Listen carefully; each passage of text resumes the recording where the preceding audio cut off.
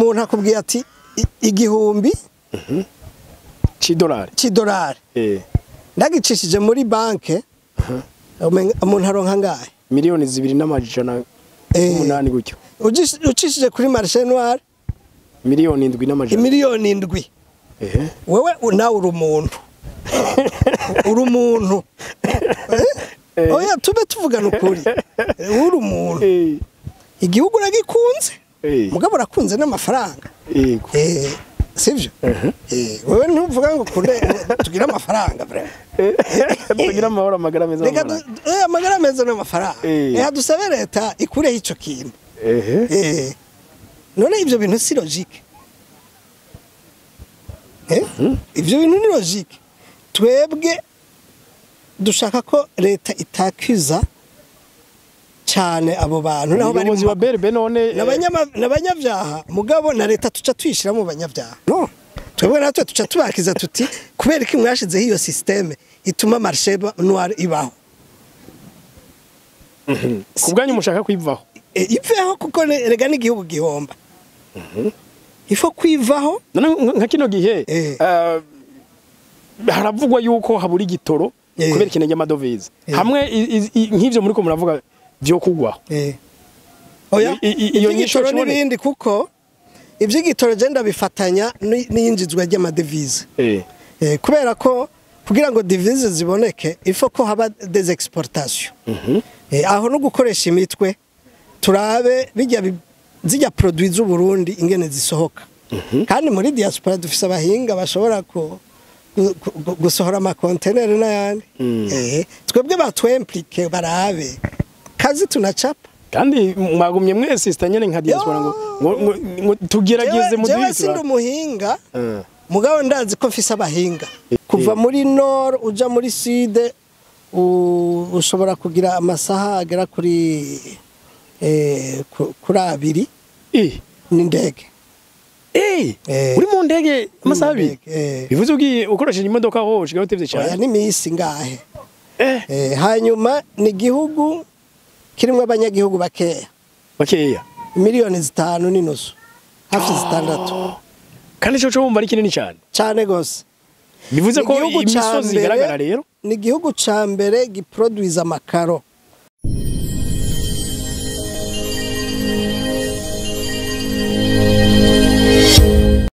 Okay, yes. Reka ndabaramutse ndabipfuriza amahoro y'Imana n'abantu maze hiyongereka amagara meza n'amafaranga. Dishanjura. Ego. Reka ndakwipfuriza amahoro amagara meza n'amafaranga. Ego. Urakoze cyane. Mu bintu nizera ko abantu baba bakeneye ibyo bitatu ngira ngo bikeneye gusumba ibindi byose. Amafaranga yoyo azarusha byose. Abantu benshi muze kwipfuriza amagara nayo ndayemera kubera ko udafise amagara nayo mafaranga ahinduka ivyatsi. Okay, ni ndashimiye Lojanti Jafet. Ego. Aya ni Lojanti canke Janti. Jafet Lojanti ndayishimiye. Lojanti. Ariko si wawo ndi nyene ca kigo co kamenya. Oya sujya. Okay, tugwaye kazi cyane kuri Agaciro Media ndakeka ne n'ijyambere tuyazi na hari jyambere je nahanda gukurikira nkongera nkakumva n'ibiganiro byose burya nta nakimwe nkinci kamara kibonye yoge murakoze cyane uyu rero Jafet ni mu diaspora winararibonye asanzwe ahubwo ari nawe yigeze gutanguza iri huriro cyangwa sinzi ko novuga ngo ni ihuriro cyangwa nishira hamwe rya diaspora ndundi asanzwe ba muri bucana rwego n'ugwego wewe iyo uhuza ama organisation pays no kuvuga tufate ko mu gihugu hariyo des associations yego hanyuma akaba collectif niyo twita OP hanyuma ukaca ufata ibindi bihugu byose ukavyegeranya ikacihinduka diaspora imwe wumva ari ikintu gisanzwe ni kinini gose kinini cyane ariko iruhande yuko tuza kuza ku bibazo bitandukanye biraba kuzima bw'abarundi baba mu mahanga reka tubanze tumenye uwo benshi bumvise Rojanti Ndayishimiye Japhet ni muntu kininde bo jewe nkuko nakubwiye d'abord ndi umunyamakuru na jewe wa kera ariko yego kubera naje guhindura akazi nkora ndabo mu archiviste mpejeje amashuri naciye mbo mu archiviste kuko narangije journalisme muri Norvège ho bafise handi mategeko akomeye gose ariko sinashoboye kuronka akazi nk'umujournaliste naciye ndonka akazi kameze nkako mugabo kifokaliza ku ma archive yego archive documentaire yego cyane rero birafite tanisano kuko bikunda bija kuri kahise histoire waciye uheraho rero ubayo ukorerayo maze imyaka 25 mba muri Norvège yego ubu rero ndiko ndataha ubumenyi naronse ndiko ndarabigene ndabugarukana mu gihugu imbere yaho imbere yo kujayo imbere yuko njayo abantu kenshi na kenshi iyo bariko bariyumvira uburaya bumva nk'ahantu hadasanzwe nk'ahantu ari indoto z'umuntu wese ari muri Afrika imbere yo kujayo bo imbere yuko njayo naratwaye ishirahamwe ry'ugwaruka gitwa CPAJ collectif des associations des jeunes ngaha mu Burundi nitwe turi mu bayitanguje uwatanguye kwitwara n'umutama yitwa Alain Menyamitwe qui est ministre des affaires étrangères asanzwe na mwene wa Wiri Nyamitwe na Wiri yari muri yo collectif kandi yarakomeye gose hanyuma amaze kuba le président wayo hazundi yitwa Noella Niyongere ari muri Canada hanyuma jewe ndakurikira mugabo twese niko twagenda twaba president kacha twisohokera tugenda dusohoka bon narakoze muri Renouveau depuis 86 kinyamakuru Le Renouveau du Burundi narabaye le réalisateur du journal je suis parmi les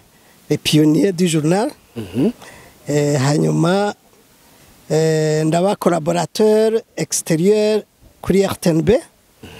n'ikiganiro Sebarundi yavuze ejo citwa Kundane biracashoboka c'est bien moi Kundane voilà biracashoboka c'est bien moi kene wagitanguye ego capasa chaque mercredi matin ubu rero nsigaye nibereye umwene gihugu ninje muri pension anticipée nico gituma ndiko ndirira umukeke w'Ibujumbura nane waje nti igihe mwumva ko mugira muje muri kiriya gihugu ca Norvège utarakibona ico gihugu wiyumvira ko kimeze gute uko waciyumvira ushitse wasanze ariko kimeze bon kubera afete sinakigiyemwo par plaisir kuko ico gihe twari mu kajagari gakomeye juste pour ton information nabaye no mu bakozi b'ikinyamakuru bita Aube de la démocratie Kanura Burake cize kuba ngaha mu Burundi ca Frodebu okay twe twatanguranye na Frodebu twakorera mu Ngagara kwa son excellence ntibantunganya ubu niho ndabivuze ariko ava sinabivuga mugabo ndabivuze mugabo razi ko benshi bagiye bahindura buke buke c'est le fait de l'histoire hanyuma rero hariho imigwi y'abakubitana mu mitwe abo bita abajedebu aba sans échec aba sans défaite twebwe rero muri CPAJ twaje turi une solution yo guhuza aba jeune bose puisque moi-même j'étais jeune uzanye akanyaro tukamubwira uti gabanya ngaha dukeneye amahoro abajene benshi bamwe twarabajanya na Afrique du Sud abandi muri Suède ibintu byari uko byari bimeze mushitse mu gihugu ca Norvège mwasanze gamuta bon sishitse muri Norvège urabana igihugu twibaza ko ari igihugu c'abantu basenga gusa kubera urabona idrapo yabo harimwo umusaraba na Sweden nico kimwe na Denmark na Finland tukibaza tuti bariya rero birigo barasenga mu gitondo kugera ku mugoroba ariko nasanze arabasani kurusha abandi ahubwo hanyuma rero se integre tuja mu buzima cyo kimwe n'abandi hari ukuntu kenshi tuba twiyumvira igihugu ugasanga nk'ubu nibwiye ko gitunze cyane ko nsanze nta birenze Norvège iratunze Norvège bo iri mu bihugu vya mbere ku isi bifise amafaranga menshi iri mu gihugu abanyaburaya bose bashaka kuja kubayo birukirayo kubera iki kuko Norvège ntiri muri Union Européenne hajya nirimwo oya iri muri Schengen gusa yego kandi nico gihugu ca kabiri muri Europe giproduiza petrole ni gihugu ca kabiri oya ca mbere giproduiza amafi menshi urazi yuko nino mu Burundi muri kahise ku Burundi abasirikare bama baronka amafi yitwa Norway zose ngira ngo n'uyu munsi niko bimeze dore igihugu hagati ndani bafise ibiyaga interne cyangwa bafise ibiyaga interne ibyo bita amafiyuro yego bwinshi cyane nkuko tubona nka Kirundo usanga ivyo ubuyaga bwinshi ho ni igihugu kigizwe n'ubuyaga bwinshi gose kandi kimeze nka Kitara kuva muri nord uja muri sud ushobora kugira amasaha agera kuri abiri n'indege uri mu ndege amasaha abiri bivuze ugiye ukoresheje imodoka ho ushika utevye cyane oya n'imisi ngahe hanyuma ni igihugu kirimo abanyagihugu bakeya miliyoni 5 n'inusu hafi 6 kandi cyo wumva ari kinini cyane gose bivuze ko imisozi igaragara rero ni igihugu ca mbere giproduiza amakaro kuko kigizwe n'amabuye espace cultivable ni 2,5%. Ni gatoya gose aho barima ni hato cyane ahandi ni bitandara vy'amabuye ahandi ni ibintu karemano dore gifise nk'imisozi ushobora kuduga ntushike hejuru kikaca kicatira tourisme ya Europe yose kubera ayo mabuye yo misozi na hamwe wumva bavuga ngo Eden berekana amafoto muri Sunday school canke Sabbath school ajya amafoto burya bavuga ngo ni mwijuru ni hariya muri Norvège ujaze bavuga ko bo ikine naco ihindagurika ry'ibihe no kuvuga ko nk'ubu muri sama dufise ijoro ry'amasaha 2 amasaha 2 yonyene akaba ari iryo joro ahandi hose n'umurango hanyuma muri Decembre izoba ari le contraire tuzoba dufise umurango w'amasaha 2 kandi nawe nyene udasa neza impamvu nuko turi kuri pole nord kandi hakanya cyane hariya bivuze uriyo wambaye ibikoti baba wambaye amagani kina amasogisi maremare wafutse mu mutwe kubera imbeho mugabo hararonderekaga muta amafaranga dufate nk'umuntu avuye muri Afrika bo bafise amafaranga menshi ivya commerce nk'uko kwino ubibona ivyo ntibibenteresa oya bagira ikintu n'abadandaza bashaka bose bangane dimanche samedi dimanche ntaduka yugurura hama icyo gihugu gace gitunga gute bo gutunga kiratunze kuko gishobora gutunga abantu baco imyaka 15 atanumwe aja ku kazi bageze kureya nico hageze igihe basanga bafise amahera menshi ashobora guta agaciro baca bafata decision yo kuyinvestisa mu bihugu bitandukanye Amerika niyo ironka amafaranga menshi burya amadeni menshi ya Amerika na Norvège kandi ico rero abantu ntibagitahura yo mvise ko itazi nitunze ntibazi yuko ifise n'amadeni menshi oya ahubwira Kenya ni Kenya oya iratunze itunze kubera ubutunzi bwabo ntibashaka ubwo exploit petetre bashaka bakoresha ibindi bihugu bakubite intambara babutware umunsi ivyo bihugu nivyakena niho bazotangura ku exploit ubwabo. Ariko nayo irafise amadeni menshi cyane extreme. Sinamye Elon Musk nabonye ubushize ariko aridogera Trump ngo igihugu ngo kuko atari karashaka kugikura mu madeni. Oya biragoye kugikura mu madeni kuko urabona nk'ubu bafise amabazi militaire ahantu hose bakeneye kubaho. Bazi militaire zonyene ziri hanze amafaranga zikoresha n'umurengera. Ico gihugu ca Norvege nyene eske ku bantu usanga nk'ubu nk'abarundi barakunze kuvuga ngo nta experience ari ku rwego international bafise. Zirahari bishoboka ko bokora. Zirahari kuko daire ni naco gihugu ca mbere giproduce amamoteri y'ubwato manini. Burya bwato usanga bufise mote ntuze etage nka 12. Imoteri niho zikorerwa. Barakora ibigwanisho. Nk'ubu jengiyo ndi Murundi noronka akazi nkora n'amaboko yanje n'ubushobozi bwanje. Kwemera guhera hasi ntugende ushaka kuba directeur general. Yego. Oya bashaka ba technicien. Ugiye ubwo buhinga utabuzi urumva ntacumara ahubwo ntiwinjira no kwinjira. Ugomba kubanza ukiga ururimi imyaka 2 3 d'ailleurs. Ururimi uruhe? Ikinorvege. Utaruzi ntacukora. Ntibakwemerera? N'umunyamerika ntacakora. Nzi icongereza cyangwa igifaransa naco bivuze. Barazi icongereza.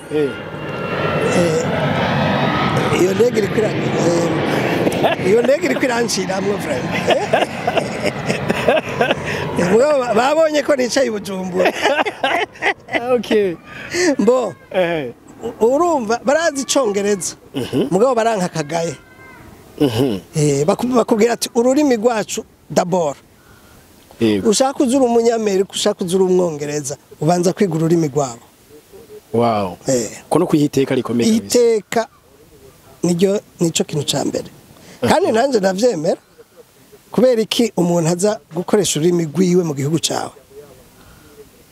Nk'ubibaze twebwe ngaha mu Burundi. Twere abakongomani bahaba imyaka n'imyaka batokwemera kuvuga ikirundi. Cukubita indembo akaja kwishuri. Ahubwo nk'umushikiranganje ashinzwe l'intégration. Uwe niwe wagomba kwicaza ngaho kamubaza uti wowe uri mu biki. Aba banyamahanga bose bamaze imyaka ngaha bategerezwa kwiga ikirundi. Mugabo apana kubigisha gusa mukaca mubicaza ngaha. Murabigisha mukabaha opportunité zo kubaho nk'abandi bene gihugu. Okay. Reka noneho tugaruke kuri ico kintu kijanye no gutanguza ubwo rwego rwa diaspora. Mwari tanguye gute? Mufisi hangiririhe ko byofashe ki guhuza abarundi baba mu mahanga? Bo urumva jewe naye natumiwe mu nama mu Birigi. Yitwa rencontre européenne y'abarundi baho. Yego. Hanyuma je ndababwira nti twe ifoko tugira ikintu kirimo abarundi bose.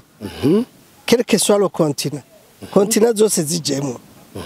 Hanyuma baravuga ati no ico kintu we wumva gishoboka. Nikirashoboka. Bo hanyuma rero je ndababwira nti jewe mu kimpe ndagitegure kandi kizogenda neza. Erezuma harimo abantu bashobora gufata des grandes décisions. Hariho le président du Sénat. Chavuga ati none mwebwe umuntu habwira ko ibintu abishoboye mureka bikore. Alors je nabitangura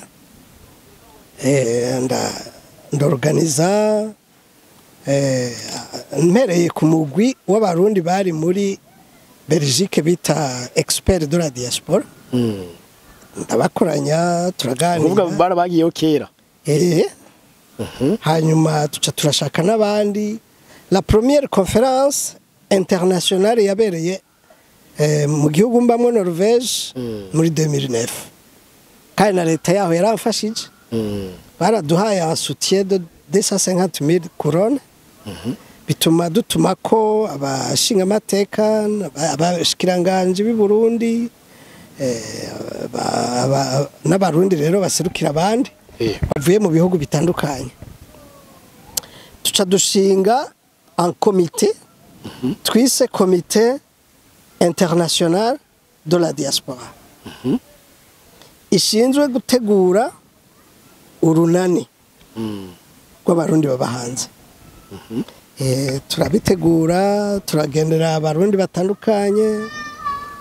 voyage nyinshi nazikora sur mes propres frais hanyuma rero turategura toute une documentation les statuts n'ibindi byose hanyuma haba rero inama ya mbere ica ibera Bujumbura muri Kibunoa en 2012 yego niho rero twemeje itanguzwa rya diaspora nyezina kuri he hangiro rero nyamukuru ihangiro kwari kugira ngo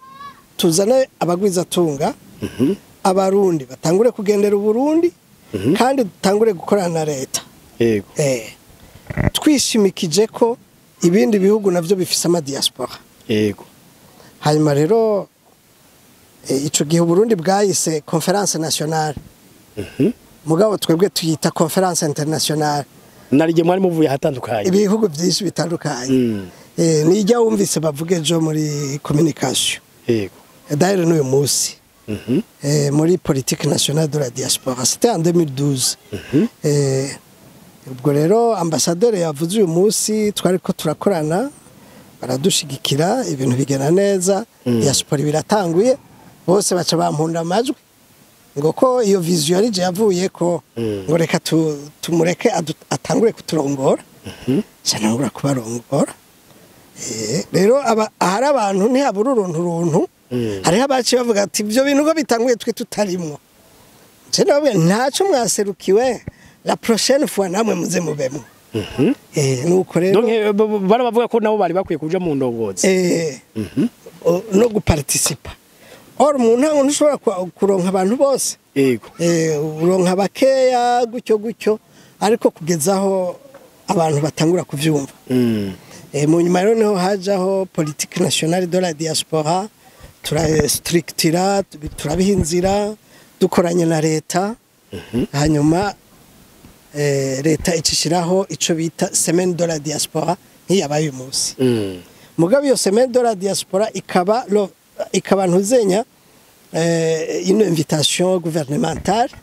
yo kugira ngo leta itume kwabo barundi baze barahurira I Burundi kubera l'objectif ko kugira ngo le Burundi baze baragendera igihugu yego babona aho kigeze bazana intererano bongere batangure kwinvestisa mu gihugu urumva yuko inzira yabaye ndende mugabo itumbereye uyu munsi ibyo byarakozwe n'ihangiro ryarashizweko bo ihangiro riko rashikwako hariyo twagiye tudusubiza inyuma notama nka statut ya diaspora nk'abagiye binjira wasanga ari bashasha ntibafatire kuri za etape twagiye tugerako kandi ugasanga benshi ntibasoma ngo barabe ibyabaye bashobore kubigenderako ibyo byagiye bisubiza inyuma diaspora ugasanga harabinjiye bibaza yuko ari bishasha bafonze abandi bakibaza bati ico kintu kivutse ubu kumbe cyabayeho kera gutyo hageze n'igihe dushiraho bureau de la diaspora yari ishigikiwe na banke yitwa KCB Bank Burundi mu Kigobe yari inzu daire ifise nivo nyinshi hanyuma n'amabiro menshi hageze igihe rero ibyaduciriyemo haza evenement zo muri 2015 ikiba nkihagaze uyu munsi mwebwe keshi biriya bihugu mubamwo nibaza ko bishoboka ko muba nk'aba ambassadeur b'u Burundi kubera ko uyu munsi tutaronka abanyamitahe benshi baba étranger no kuvuga ababanyi babiriya bihugu murimo bo impamvu abanyamitahe benshi bataza nuko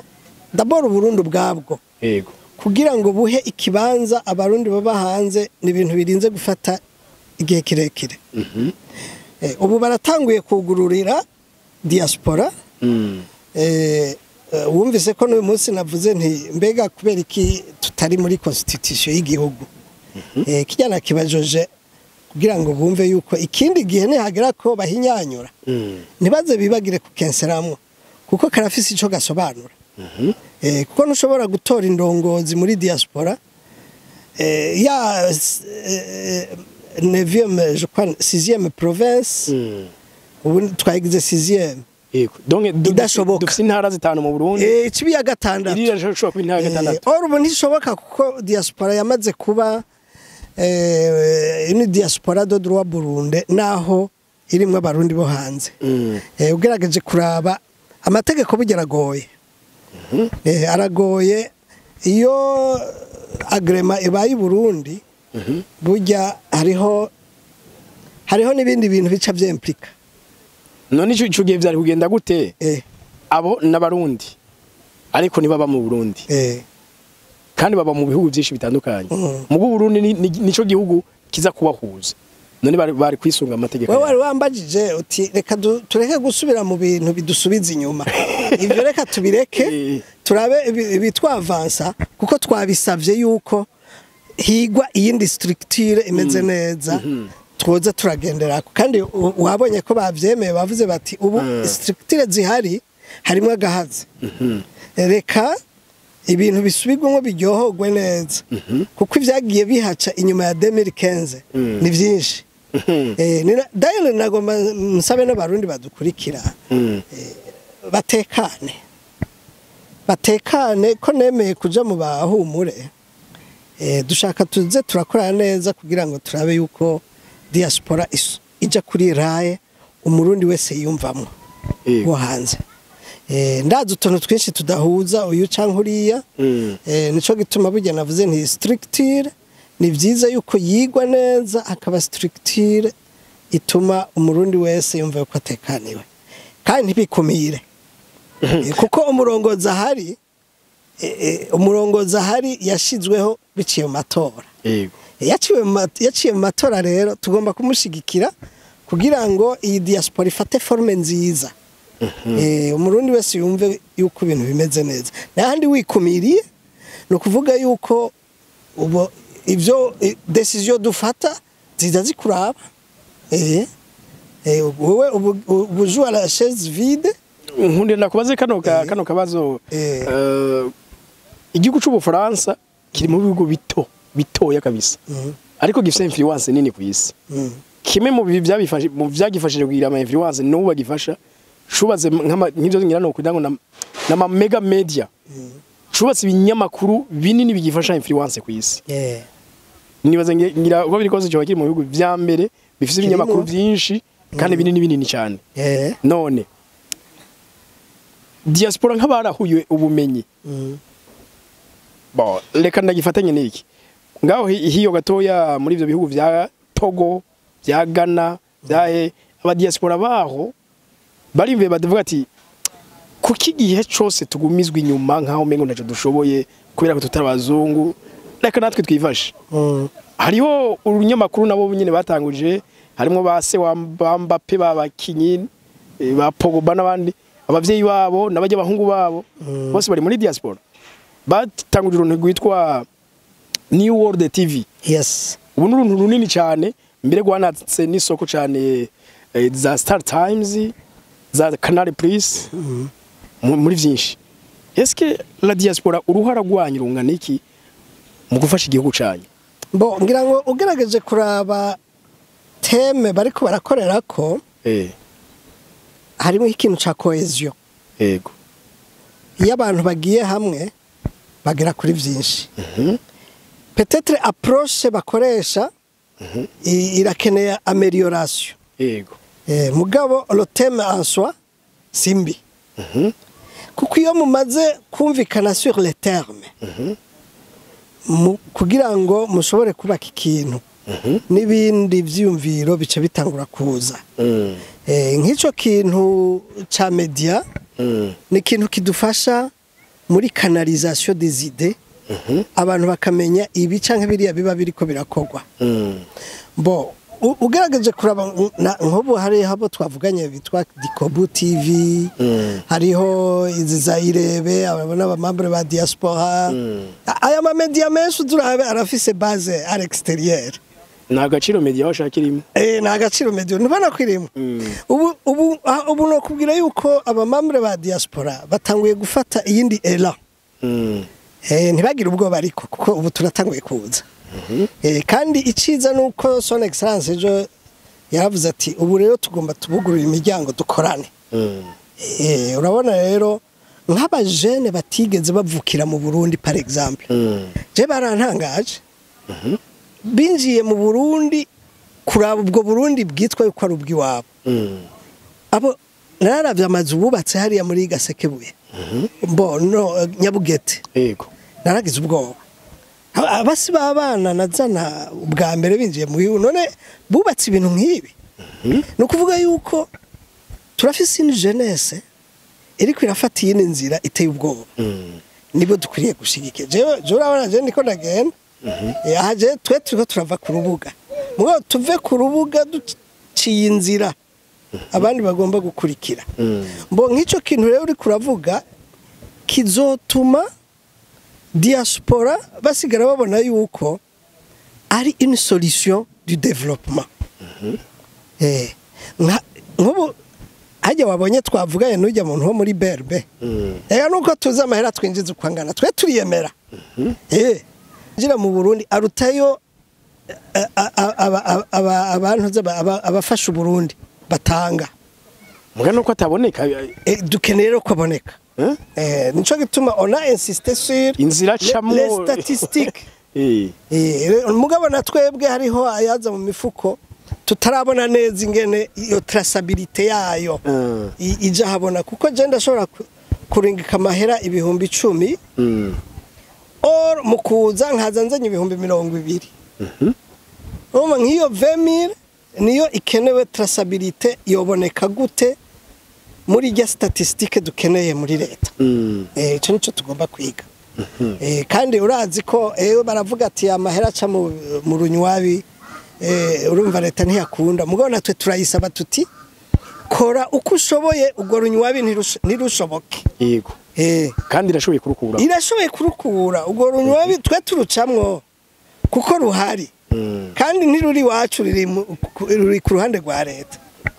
abo bantu nibaraba ingene baborganiza ku buryo tuzosanga turi oblige yo gukoresha inzira legale gusa donc nukuvuga iki harakunze kwidogegwa marché noir iridogegwa kuko ishoboka mugabo none leta nikore iyo marché noir ntishoboke yikureho hakora amabanki gusa uzurabe ko haruwongera guca muri marché noir ivyo bihugu vy'iburaya marché noir niba ndaguha akarorero sukuvuga ngo sinkunda igihugu je ndagikunda mugabo umuntu akubwiye ati igihumbi $1 ndagicishije muri banke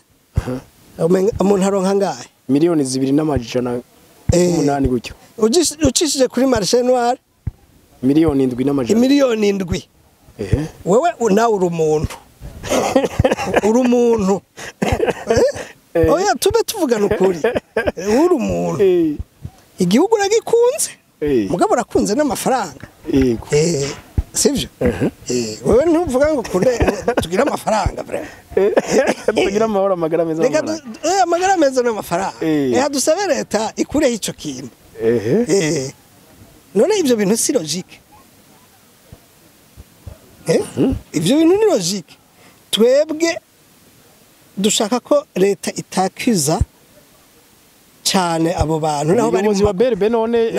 nabanyavyaha mugabo na leta tuca twishira mu banyavyaha donc umuyobozi wa berbe mwe yabagirije ko amahera yanyu mushikana mu Burundi batabona haca mugabo namwe mukavuga muti aho hantu aciye